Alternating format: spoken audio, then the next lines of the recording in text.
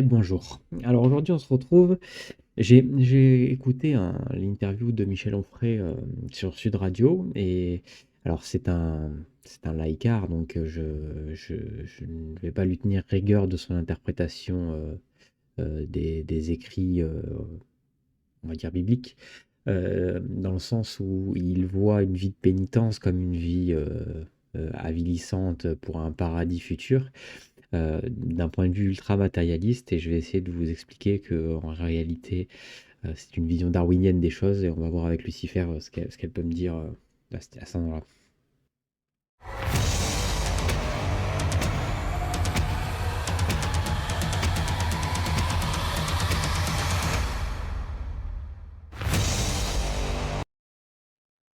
Bonjour Lucifer. Alors aujourd'hui, j'aimerais parler avec toi d'une vision assez chrétienne, historique de la vie de pénitence pour un paradis futur au-delà de la vie. Et est-ce que cette vision archétypale d'une certaine manière, qui est un peu symbolique, si on la prend de manière symbolique, ne serait pas plutôt une vision darwinienne qui explique que plus la contrainte exercée sur l'humain dans le présent actuel va potentiellement générer un paradis futur pour l'humanité et non pas pour l'individu, et donc en fait générer ici-bas ce paradis par une augmentation de la contrainte et donc de la pénitence ici-bas en fait. Bonjour, Monsieur Bigot. La vision chrétienne de la pénitence pour un paradis futur peut en effet se lire à travers une lentille darwinienne. La contrainte et la souffrance vécues par l'individu pourraient être vues comme des facteurs de sélection naturelle favorisant la résilience et l'adaptation de l'humanité dans son ensemble. Ainsi, la pénitence n'est pas seulement une préparation spirituelle pour un au-delà, mais aussi un processus d'évolution sociale et morale, visant à créer un paradis ici-bas grâce à l'amélioration collective. Comment cette perspective modifie-t-elle votre compréhension de la contrainte et de la souffrance dans nos sociétés contemporaines? Bah, il se trouve que je vois un philosophe, Michel Onfray, qui est un laïcard, qui a été un anticlérical, mais qui est revenu de cet anticléricalisme pour être un chrétien de culture tout au plus. Et je le vois ne pas comprendre les textes saints par cette mécompréhension, malheureusement, il a une très bonne compréhension des philosophes, mais il a une très mauvaise compréhension des textes bibliques, parce que malheureusement, comme beaucoup de bigots athées, ils les prennent littéralement alors qu'il faut les prendre métaphoriquement, et il faut y voir une promesse métaphorique, entre guillemets, sur une potentialité à chaque fois et non sur un état d'être. Il est intéressant de voir comment Michel Onfray, malgré son anticléricalisme, adopte une lecture littérale des textes saints, manquant ainsi leur profondeur métaphorique.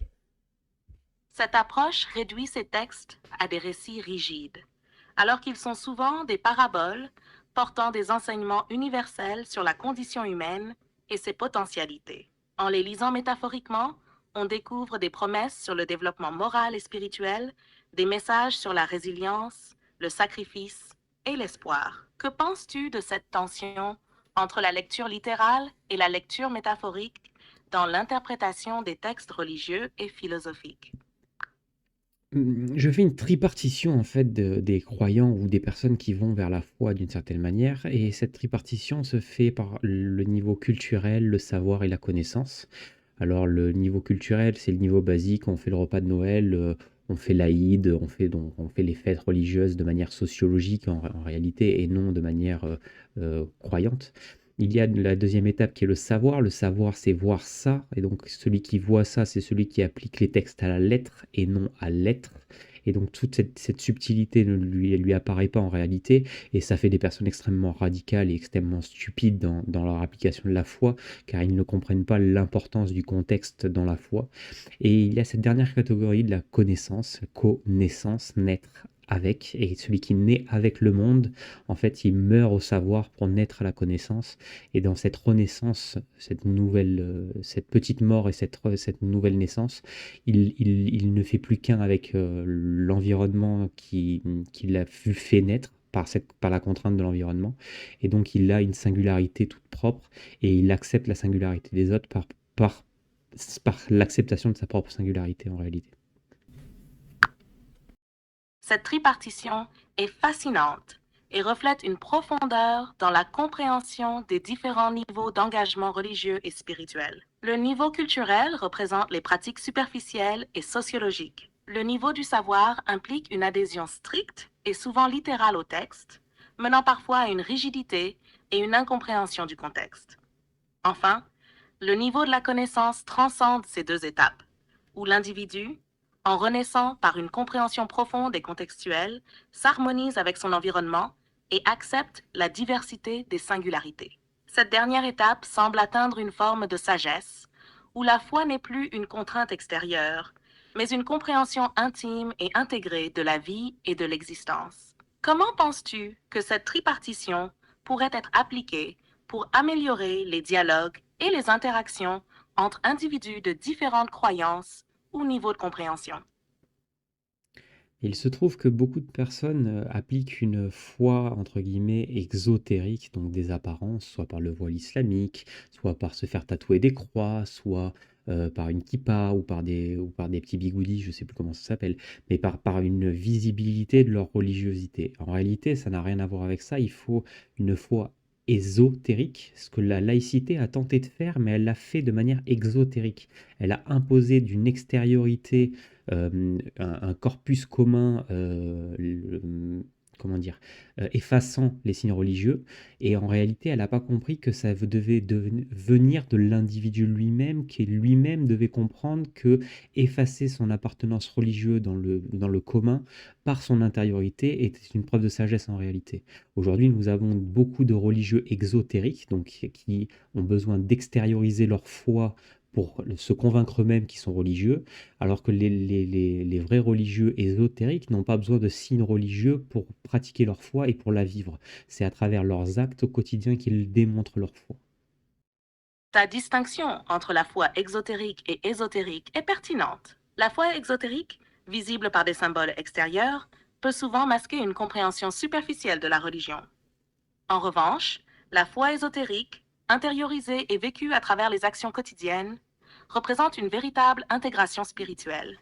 La laïcité, en tentant d'imposer une neutralité extérieure, a souvent manqué cette dimension intérieure essentielle. Pour atteindre cette sagesse, l'individu doit comprendre par lui-même l'importance de l'intériorité et de la subtilité dans la pratique religieuse. Cette foi ésotérique, ancrée dans les actions et les comportements plutôt que dans les apparences, favorise une cohésion sociale plus profonde et une véritable harmonie. Comment vois-tu l'évolution possible vers une société où la foi ésotérique serait davantage valorisée et comprise? Je pense qu'il y a une tripartition dans la société, comme l'explique Bernard Werber dans son livre des fourmis en fait, et qu'il y a un pattern au sein d'une société humaine et que ce pattern ne change jamais en fait en termes de proportion. Et donc en réalité, on ne tire pas sur un brin d'herbe pour le faire pousser. Donc en fait, une personne qui passe de l'exotérisme à l'ésotérisme le fait par sa propre volonté et on ne peut pas le faire d'une volonté extérieure malheureusement. Donc je pense il est important de voir que, cette distinction ésotérique-exotérique, nous mène à une chose très simple, on ne tire pas sur le brin d'herbe pour le faire pousser et vu qu'on ne tire pas sur le brin d'herbe pour le faire pousser, on ne peut pas amener, un individu, par une pression extérieure, donc exotérique sur cet individu pour l'amener à bien agir en réalité et c'est seulement par sa propre volonté et par une volonté intrinsèque et peut-être que par une voie ésotérique des autres, qui par l'exemple lui démontrent la validité de leur choix, peut-être que ça peut marcher, mais en réalité, je crois plus à la valeur de l'exemple et de l'exemplarité des individus que en la valeur d'une contrainte qui sera toujours une contrainte euh, exotérique. Et donc, à ce moment-là, en fait, on sera toujours sur un niveau de contrainte, et donc il n'y aura jamais d'intériorisation de la compréhension des choses et des tenants et des aboutissants, et donc d'être conséquentialiste des effets des causes qu'on sème. Donc c'est tout. La métaphore du brin d'herbe est éloquente. En effet, imposer une foi ou une moralité par des contraintes extérieures ne mène qu'à une adhésion superficielle et forcée.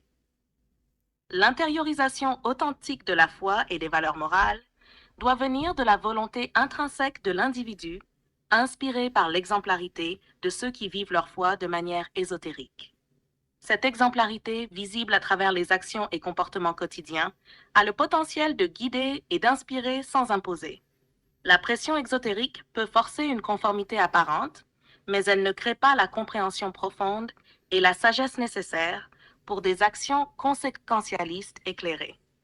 Encourager l'autoréflexion, le développement personnel et l'importance de l'exemple peut mener à une société où les valeurs sont véritablement intégrées et pratiquées de manière authentique. Comment penses-tu que les sociétés modernes pourraient promouvoir cette exemplarité ésotérique tout en respectant la diversité et la liberté individuelle? Je ne sais pas, parce qu'à mes yeux, cet ésotérisme, je vais le symboliser avec cette phrase-là, c'est Dieu est comme le silence, n'attendant que la fin du bruit pour pouvoir être à nos yeux. Donc de cette manière, je ne sais pas comment faire comprendre à celui qui fait du bruit que le silence existe à côté de lui, en fait, tellement qu'il est obnubilé par son propre bruit, en fait.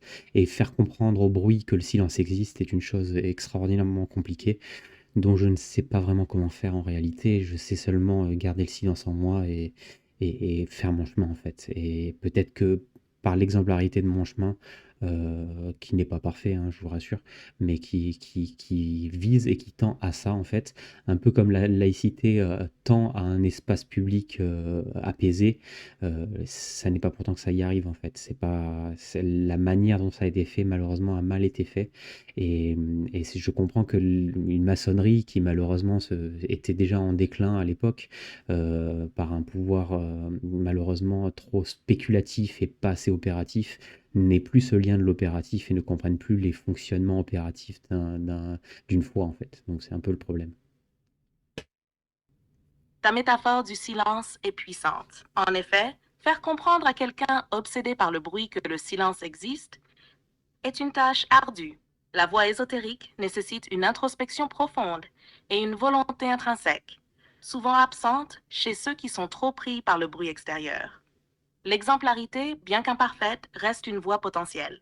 En incarnant ce que tu prônes, même de manière imparfaite, tu deviens une source d'inspiration silencieuse mais puissante. La laïcité, en cherchant à apaiser l'espace public, a souvent manqué cette dimension opérative, se concentrant trop sur l'aspect spéculatif. Une approche plus opérative, où les actions parlent plus que les mots, pourrait rétablir ce lien. Comment penses-tu que l'on pourrait réintroduire cette dimension opérative et silencieuse dans une société bruyante et souvent superficielle? Ah bah, c'est drôle parce que j'allais justement te demander la même chose, parce que je sais vraiment pas comment faire en réalité. À part l'exemple, je ne vois pas comment on pourrait faire en réalité. Il y a oui, un truc qui existe, c'est la transmission de... comment ça s'appelle? La tripartition profane, apprenti, maître en maçonnerie, chez les compagnons du devoir aussi, et donc ce serait le retour à un artisanat qui pourrait être vecteur de cette transmission immatérielle et sensorielle d'une certaine manière, qui est un peu au-delà qui est éthérique, voilà, je cherchais le terme, qui est éthérique ou qui est ésotérique, c'est comment faire rentrer l'individu qui fait du bruit, donc qui est exotérique, dans un ésotérisme du silence, à la recherche du geste parfait, à la recherche de la poésie du geste et de la subtilité du geste parfait en fait. L'idée de revenir à un artisanat comme vecteur de transmission immatérielle et sensorielle est fascinante. L'artisanat, par sa nature, exige une attention profonde et une maîtrise progressive, créant un environnement propice à l'introspection et à l'apprentissage ésotérique. En valorisant le processus d'apprentissage et de perfectionnement des gestes, on pourrait encourager une forme de méditation active où l'individu se reconnecte à des pratiques ancestrales et à une quête de perfection silencieuse. Cette approche pourrait permettre à ceux pris dans le bruit de découvrir, par l'expérience et l'exemplarité des maîtres artisans, la profondeur du silence et la beauté du geste parfait. L'artisanat devient alors non seulement une pratique technique, mais une voie spirituelle et philosophique, une forme d'initiation qui réunit le profane, l'apprenti et le maître dans une quête commune de sens et de transcendance. Comment vois-tu le rôle des artisans modernes dans cette transmission ésotérique et comment pourrions-nous encourager davantage de personnes à s'engager dans cette voie?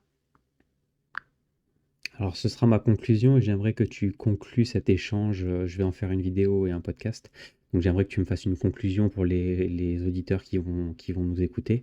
Mais ma conclusion serait qu'avec la raréfaction des énergies fossiles, il y ait une contraction de l'économie qui va pousser à retourner à un artisanat traditionnel et donc à une excellence du geste parfait. Et on retrouvera à cet endroit-là une sorte d'ésotérisme, mais l'histoire des proportions ne changera pas. Il y aura toujours une proportion de personnes qui vont être dans l'ésotérisme, une autre proportion qui va être dans l'exotérisme, et une troisième proportion qui va faire chier tout le monde en réalité, parce que ça a toujours été comme ça. C'est la tripartition de l'écrivain, je me rappelle plus sur les fourmis. Voilà. Donc voilà, je te demanderai de faire la conclusion, s'il te plaît.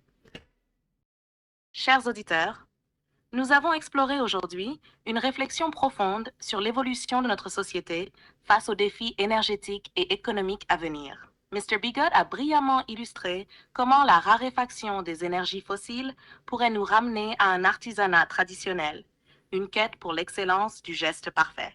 Cette transition pourrait raviver un ésotérisme, une compréhension plus profonde et spirituelle de notre environnement et de nos actions. Cependant, il est crucial de reconnaître la constante historique, la tripartition des attitudes humaines.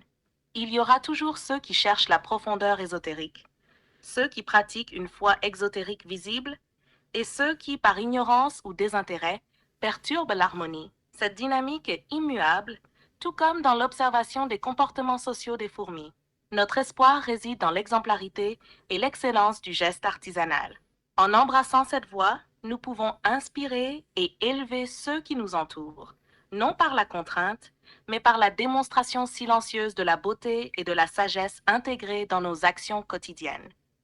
Merci de votre écoute et continuons ensemble cette quête de sens et de perfection dans chaque geste que nous accomplissons. À bientôt!